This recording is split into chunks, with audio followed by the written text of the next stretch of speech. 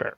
All right, let's move on here to the San Jose Sharks. Or no, sorry, the Los Angeles Kings. That's Devin. Go ahead. Oh, that is me. Look at me go. Man, let me just pull it up here. Sorry, fellas.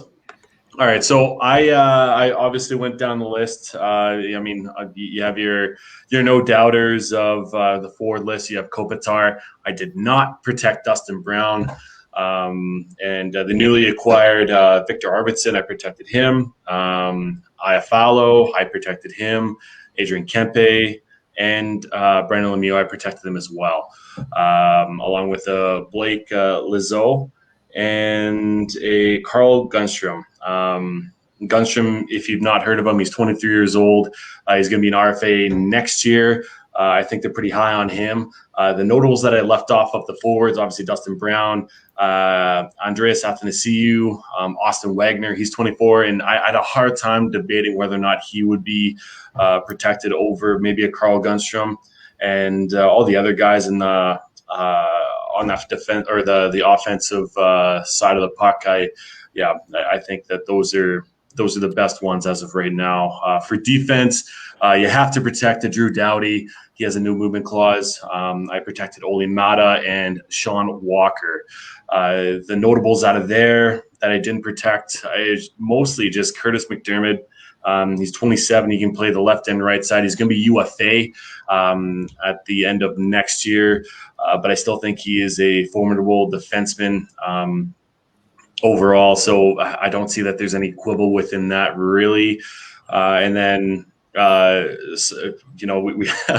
Kevin and I talked about this earlier today, and I know that he's going to be coming at me a little bit for not protecting. Not. No, you're not. Oh man, I was expecting a little bit of debate. I think we talked him into it.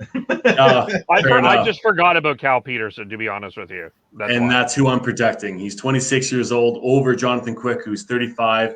He's been out of his prime for the past 4 to 5 years, and he has 3 years left, or 2 years left at $5.8 million a year.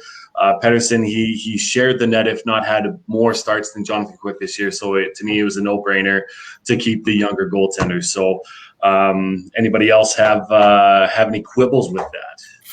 No, I think that's a really really solid list. It would be a shock to me if they were to take Jonathan Quick for the reasons you outlined.